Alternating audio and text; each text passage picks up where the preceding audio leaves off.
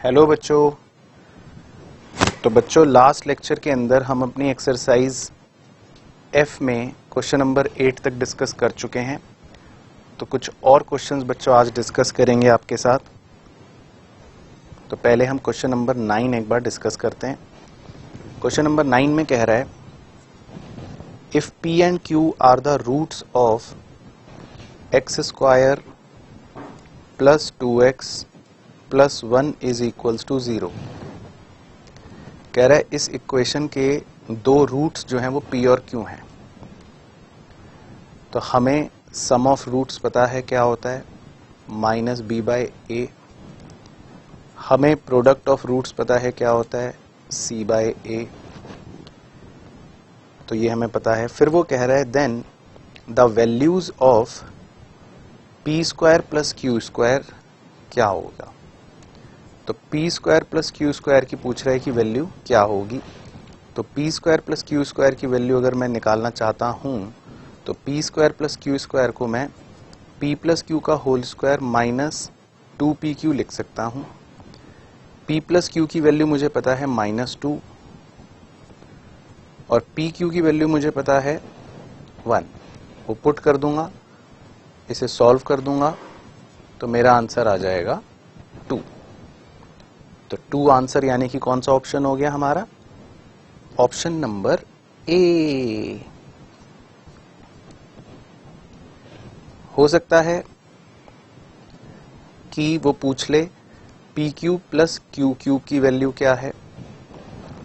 तो अगर वो पूछ ले P cube plus Q cube की वैल्यू क्या है तो उस केस में फिर हम फॉर्मूला लगा देंगे p प्लस क्यू का whole cube minus 3pq into P plus Q.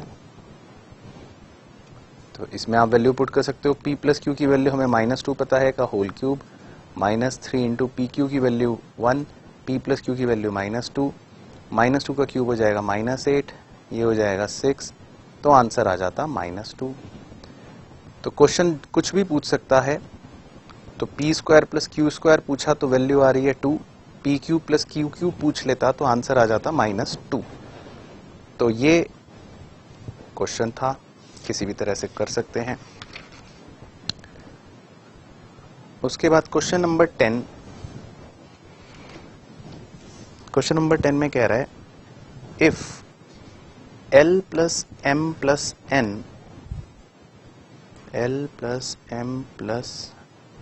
Is equals to 0, ठीक है, and L M N are rationals the roots of the equation. कह रहा है एक इक्वेशन दे रहा है m plus N minus L x square plus n plus L minus M x plus एल plus M minus N equals to 0 are. कह रहा है इस इक्वेशन के रूट्स बताओ क्या होंगे। ठीक है, तो इस इक्वेशन के हमें रूट्स बताने हैं। तो रूट्स बताने के लिए बच्चों हमने कहा था कि हमें चेक करना पड़ता है बी स्क्वायर माइनस 4ac, है ना, ये चेक करना पड़ता है कि भाई ये क्या है, उसके हिसाब से रूट्स को बताया जा सकता है। तो b मतलब हो गया n plus L minus M, तो बी स्क्वायर ये हो गया -4 इंटू ए हो गया m plus N minus L into और c हो गया l plus M minus N. तो बी स्क्वायर माइनस 4ac, है ना, ये हो गया।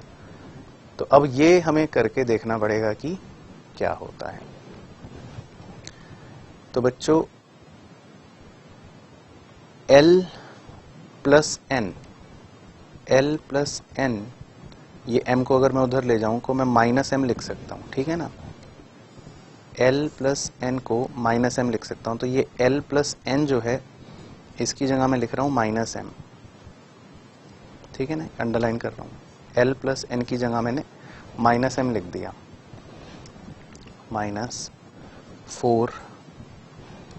अब m plus N, m plus N की जगह अगर l plus M plus N is equal to 0 है तो m प्लस एन जो है l को उधर ले जाओ तो m प्लस एल बन जाएगा -l। तो इसकी जगह मैंने -l लिख लिया, ठीक है सर। फिर L प्लस M, तो L plus M is equal to क्या बन जाएगा, n उधर चला जाएगा तो L प्लस M की जगह मैंने -n लिख लिया। ठीक है सर, तो ये तो हो जाएगा -2m का square -4 into -2l into -2n, तो ये हो जाएगा, एक का फॉर्म बना लेता हूँ चलो, तो ये हो जाएगा 4m स्क्वायर -4 इंटू 4ln, ये भी मल्टीप्लाई हो गया। तो इसके बाद m को मैं वापस से खोल रहा हूँ बच्चों, m जो है मैं m की जगह लिख रहा हूँ, -l -n, ये लिख रहा हूँ m की जगह, है ना भाई। m जो है इस इक्वेशन से या इससे m इज इक्वल टू अगर लिखना हो तो n भी उधर चला गया, l भी उधर चला गया, तो m की जगह मैं ये लिख देता हूँ का स्क्वायर -4 इंटू 4ln। अब इसका स्क्वायर ओपन कर देता हूँ, l square plus n square plus 2ln -16ln, ये तो वही है। अब ये मल्टीप्लाई कर देता हूँ, तो मल्टीप्लाई करके आ जाएगा 4l square plus 4n square plus 8ln -16ln। उसके बाद बच्चों यहाँ लिख देता हूँ 4l square plus 4n square, ये बन जाएगा -8ln। तो ये जो है 2 इंटू l माइनस n का होल स्क्वायर है, लिख सकता हूँ, है ना, क्योंकि अगर आप ओपन करोगे तो ये 4 हो जाएगा, और l माइनस n का होल स्क्वायर क्या होता है, l square plus n square minus 2ln, तो 4 उससे मल्टीप्लाई होगा तो 4l square plus 4n square minus 8ln बन जाएगा, है ना। आप इसको ओपन कर लेना, यही बनेगी बच्चों फॉर्म। तो अब याद करो, हमने लिखा था नोट्स के अंदर कि अगर b स्क्वायर माइनस 4ac एक परफेक्ट स्क्वायर बन रहा होता है, ये परफेक्ट स्क्वायर बन गया ना, मतलब प्रॉपर एक ब्रैकेट पर स्क्वायर आ रहा है, तो परफेक्ट स्क्वायर बन रहा है ये किसी एक नंबर का, किसी एक वैल्यू का। तो जब भी b square minus 4ac perfect square होता है तो आपको नोट्स में लिखवाया था रूट्स क्या होते हैं, रियल तो होंगे ही खैर, और होंगे रैशनल, यानी फ्रैक्शन में नहीं आएंगे। ठीक है, चेक योर नोट्स, ये हमने लिख रखा है कि b स्क्वायर माइनस 4ac अगर परफेक्ट स्क्वायर आता है तो रूट्स जो होते हैं वो होते हैं रियल एंड रैशनल। तो रियल एंड रैशनल कौन सा ऑप्शन हो गया, मतलब ऑप्शन नंबर बी। ठीक है बच्चों, तो ये था, इसमें आप नोट कर लेना। तो इसमें हमें सॉल्व करके देखना था कि भाई क्या बन रहा है, b स्क्वायर माइनस 4ac, तो वो ये बन रहा है, परफेक्ट स्क्वायर बन रहा है बेसिकली, है ना। Question number 11, if alpha and beta are the roots of x square is equal to x plus 1, कह रहा है अल्फा और बीटा इस इक्वेशन के रूट्स हैं। तो पहले इक्वेशन लिख लेते हैं, x square minus x minus 1 is equal to 0। तो रूट्स बच्चों हमने निकाला था, रूट्स कैसे निकालते हैं, अगर हमें x की वैल्यूज निकालनी हो तो फॉर्मूला था ना minus B plus minus B square minus 4ac upon 2a। तो एक रूट तो प्लस वाले के साथ, एक रूट माइनस वाले के साथ, दो वैल्यूज निकल जाएंगी x की, जिन्हें हम अल्फा बीटा बोल देंगे। तो एक बार निकाल लेते हैं, माइनस बी मतलब 1 हो गया, प्लस माइनस बी स्क्वायर मतलब 1, माइनस 4 इंटू 1 इंटू माइनस 1 मतलब प्लस 4 हो जाएगा, अपॉन 2a मतलब 2 हो जाएगा। तो ये हो गया 1 प्लस माइनस रूट 5 अपॉन 2। तो एक रूट तो हो जाएगा 1 प्लस रूट 5 अपॉन 2, और दूसरा रूट हो जाएगा 1 माइनस रूट 5 अपॉन 2। तो पहले तो मैंने इक्वेशन से दोनों x की वैल्यूज निकाल ली कि दोनों x की वैल्यूज क्या हो सकती हैं, एक होती है अल्फा, एक होती है बीटा। तो मुझे पहले तो ये पता चल गया अल्फा बीटा, ठीक है ना। अब वो कह रहा है then value of alpha square upon beta minus beta square upon alpha, इसकी वैल्यू कह रहा है निकाल के दिखाओ। तो इसको अगर मैं थोड़ा सा सिंप्लीफाई करूं तो अल्फा बीटा है कॉमन, तो alpha cube minus beta cube, तो alpha cube minus beta cube को लिख सकते हैं अल्फा माइनस बीटा का whole cube plus 3 into alpha into beta alpha minus beta, है ना, वो फॉर्मूला होता है ना A cube minus B cube का, ए माइनस बी का whole cube plus 3ab into A minus B whole divided by alpha beta. ठीक है, तो अब इसमें देखते हैं एक बार। अल्फा की जगह पुट कर देता हूँ 1 plus root 5 upon 2 minus beta की जगह कर देता हूँ 1 प्लस 1 माइनस रूट 5 अपॉन 2 का होल क्यूब, उसके बाद प्लस 3 इंटू अल्फा जो है वो है 1 plus root 5 upon 2 into beta है 1 माइनस रूट 5 अपॉन 2 ब्रैकेट में अल्फा माइनस बीटा, तो 1 upon root 5 upon 2 1 minus root 5 upon 2 whole divided by alpha beta. बच्चों अल्फा इंटू बीटा का मतलब होता है प्रोडक्ट ऑफ रूट्स, है ना, alpha into beta product of roots. तो प्रोडक्ट ऑफ रूट्स जो होते हैं वो होते हैं c बाय ए, c है -1 a है 1, तो मतलब अल्फा बीटा जो है वो -1 है, ये हमें पता चल गया, है ना, ये तो पता ही चल सकता है ना। तो अल्फा बीटा को -1 लिख देते हैं, और वैसे भी करोगे मल्टीप्लाई तो -1 ही आएगा, इन दोनों को तो करना ही क्यों। चलो तो ये एक बार देखते हैं क्या बन रहा है। कॉमन एलसीएम हो गया 2, 1 प्लस रूट 5 -1 प्लस रूट 5 का होल क्यूब प्लस ये दोनों मल्टीप्लाई करेंगे तो ये तो अल्फा बीटा है ना, यहाँ पे भी हमें रिप्लेस ही कर देना चाहिए था, अल्फा बीटा को -1 ही लिख देना चाहिए था। तो 3 इंटू ये -1 ही कर देता हूँ इंटू, और ये कितना आएगा कॉमन एलसीएम 2, तो 1 plus root 5 -1 plus root 5 whole divided by, तो -1 ही है, वो तो बेकार ही है। अच्छा, अब इसमें 1 से 1 कट गया और रूट 5 जुड़ के हो जाएगा 2 रूट 5 अपॉन 2 का होल क्यूब, है ना, प्लस या माइनस ही कर देता हूँ -3 इंटू ये भी हो जाएगा 2 root 5 upon 2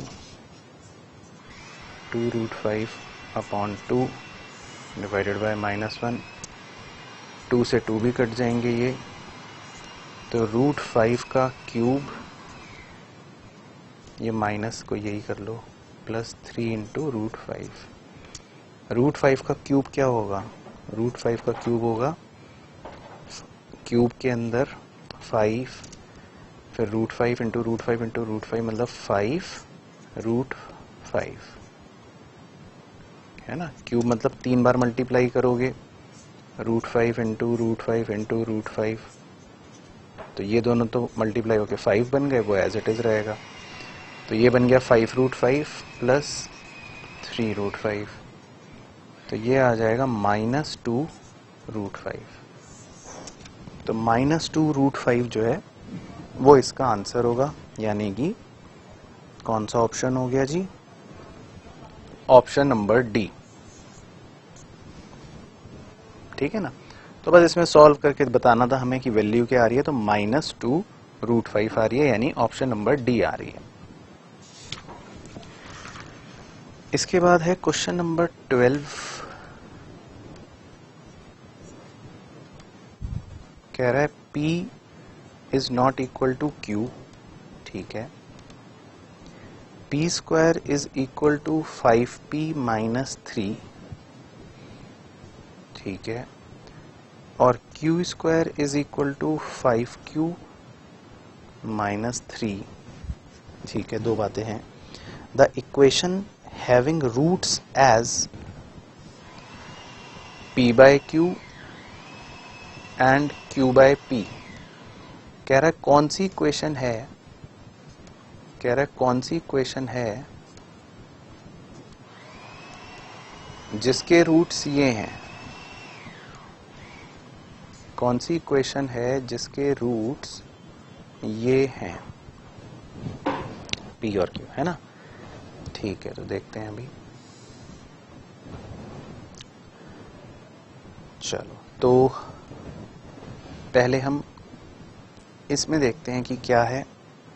P square is equal to 5p minus 3, तो ये अपने आप में एक क्वाड्रेटिक इक्वेशन है। P square minus 5p plus 3 equals to 0, और ये भी अपने आप में एक इक्वेशन है। Q square minus 5q plus 3 equals to 0।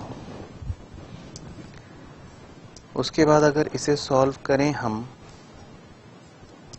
कि p की वैल्यूज़ क्या होंगी या क्या होनी चाहिए, तो p की वैल्यू होंगी, निकाल लेते हैं, सॉल्व कर लेते हैं ना क्वाड्रेटिक का, b square plus minus, sorry बच्चों, minus b plus minus b square minus 4ac, 4 into a into c यानी 12 डिवाइडेड बाय 2 है।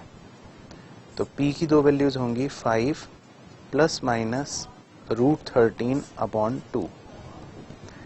तो इसी तरह q जो है, q की भी सॉल्व करेंगे, सेम ही नज़र आ रहा है, तो q की भी दो वैल्यूज आ जाएंगी 5 प्लस माइनस √13 बाई q। तो अब वो ये पूछ रहा है कि कौन सी इक्वेशन ऐसी है नीचे जो दे रखी हैं उसमें कि उनके रूट्स जो होंगे वो p by Q and q by p होंगे, ठीक है ना। और उसने बोल दिया कि p और q बराबर नहीं है। तो इसका मतलब देखो बच्चों, इसका मतलब ध्यान से देखना, इसका मतलब अगले पेज पे समझा देता हूँ कि जिस टाइम p की वैल्यू मैं ये ले रहा हूँ, मान लो प्लस वाली, तो उस टाइम q की वैल्यू आपको माइनस वाली लेनी पड़ेगी, क्योंकि वो कह रहा है कि वो बराबर नहीं है। तो एक कॉम्बिनेशन ये बनेगा।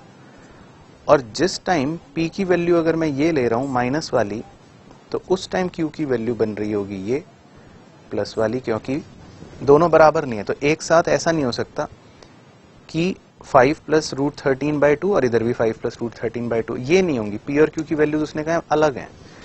तो ये कॉम्बिनेशंस बन गए। अगर p ये है तो q ये होगा, अगर p ये है तो q ये होगा, ठीक है। तो वो ये पूछ रहा है कि कौन सी इक्वेशन के roots p by Q and q by p होंगे। तो p बाई क्यू और q बाई p कोई भी एक कॉम्बो उठा लेते हैं, क्योंकि आएगा तो सेम ही। मान लो हमने फर्स्ट वाला कॉम्बो लिया, तो p बाई क्यू अगर मैं करता हूं तो क्या आएगा, p डिवाइडेड बाय q, 2 ऊपर चला जाएगा, 2 से 2 कैंसिल हो जाएगा, तो 5 प्लस √13 अपॉन 5 माइनस √13, ठीक है ना, ये बन रहा है। और q बाई p अगर करोगे तो इसी का उल्टा हो जाएगा, 5 माइनस √13 अपॉन 5 प्लस √13। तो वो ये पूछ रहा है कि कौन सी इक्वेशन के रूट्स ये हैं। चलो, तो देखो, हम मान लेते हैं कि कोई भी इक्वेशन के रूट्स ये हैं, p बाई क्यू और q बाई p, सम नहीं करते। तो रूट्स का जब हम प्रोडक्ट करते हैं तो वो हमें पता है कि c बाई a के बराबर होता है। तो रूट्स का प्रोडक्ट जो है वो 1 आ रहा है। तो हम ये देखते हैं कि अब कौन सी इक्वेशन ऐसी है जिसमें रूट्स का प्रोडक्ट करने पर 1 आएगा, ठीक है ना। और दूसरी चीज ये कि जब हम रूट्स को जोड़ते हैं तो सम ऑफ रूट्स जब करते हैं तो आता है माइनस b बाई ए। तो वो भी देखते हैं। तो पहले हम ए ऑप्शन देखते हैं।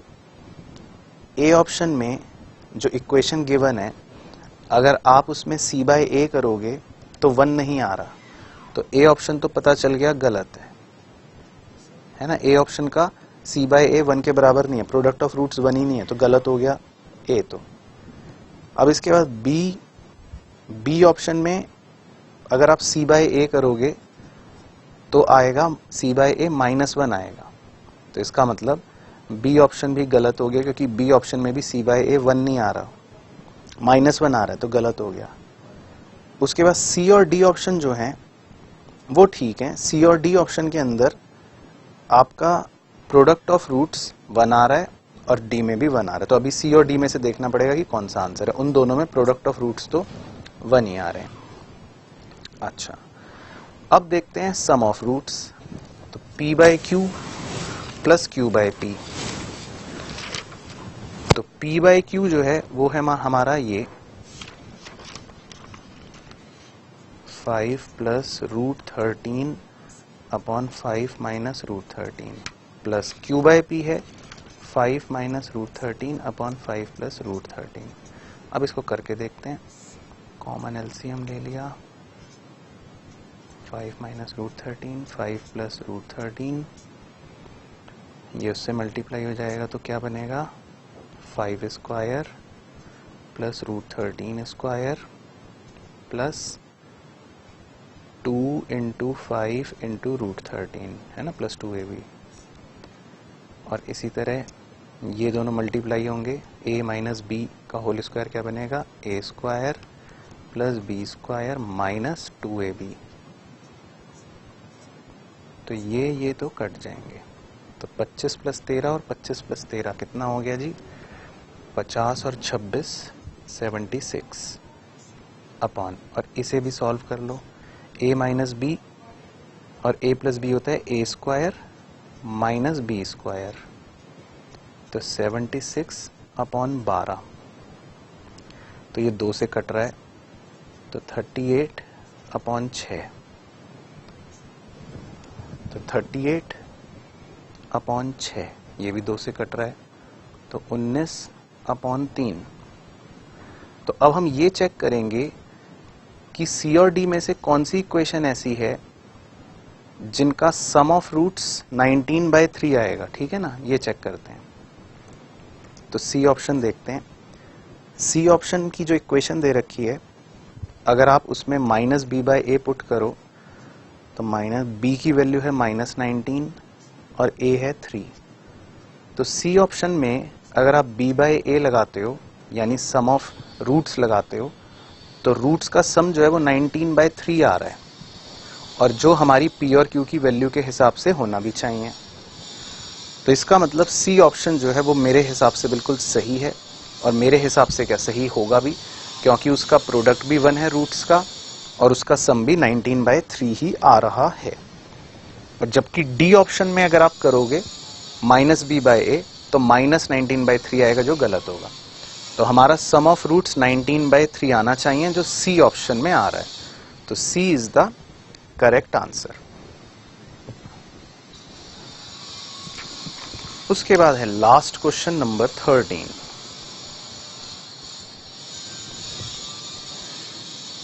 If one root of 5x square plus 13x plus p is 0, be reciprocal of the other। कह रहा है एक रूट दूसरे रूट का रेसिप्रोकल है, तो मान लो एक रूट है 2 तो दूसरा रूट है 1/2, है ना। तो 2 रूट्स हम अल्फा और बीटा लेते हैं, तो इसका मतलब वो ये कह रहा है कि अल्फा जो है वो रेसिप्रोकल है यानी दूसरे रूट का। तो मतलब अल्फा अगर एक रूट हो गया तो बीटा पता है क्या होगा 1/अल्फा। और आप सिंपल सी बात ये समझो, अगर 2 रूट्स हमेशा रेसिप्रोकल होंगे तो उनका प्रोडक्ट 1 आएगा बच्चों, हमेशा। कोई भी 2 रूट्स ले लो, मान लो आपने लिया 5 और दूसरा रूट हुआ 1/5, इनका प्रोडक्ट क्या आएगा 1। कुछ भी ले लो 101 और दूसरा रूट 101, 1/101, तो इनका प्रोडक्ट क्या आएगा 1। तो जब भी रूट्स रेसिप्रोकल होते हैं तो रूट्स का प्रोडक्ट जो होता है वो 1 आता है हमेशा। ये हमें पता है कि जब भी रूट्स रेसिप्रोकल होंगे तो प्रोडक्ट हमेशा रूट्स का 1 आएगा। तो c बाय a जो है वो 1 आएगा। c मतलब है p, a मतलब है 5, 1 आएगा, तो p की वैल्यू हो गई 5। तो बस इसमें तो सिंपल क्वेश्चन था। तो p की वैल्यू 5 किस में दे रखी है हमें? ऑप्शन नंबर बी में। तो ये था बच्चों, ये थी हमारी एक्सरसाइज पूरी की पूरी जो हमारी कंप्लीट हो गई, जो काफ़ी इंपॉर्टेंट थी। अब इसके बाद जो एक्सरसाइज जी है और जो एक्सरसाइज एच है, वो ऐसी एक्सरसाइज हैं बेसिकली जिसके अंदर जब हम उन्हें सॉल्व करेंगे तो उसमें हम मेथड ऑफ एलिमिनेशन लगाएंगे ताकि हम जल्दी से उन्हें कर सकें। लेकिन आप उन दोनों एक्सरसाइजेस के सवालों को एक बार अवश्य ट्राई कीजिएगा, कोशिश कीजिएगा कि कितने उससे आपसे हो पाते हैं, एक्सरसाइज जी और एच, क्योंकि वो दोनों क्वाड्रेटिक पर आधारित हैं, लेकिन सिंपल वाली इस एक्सरसाइज से आसान, जिसमें आपको सिर्फ ऑप्शन से एलिमिनेट करना है और सही आंसर का पता लगाना है। तो कोशिश अवश्य करें।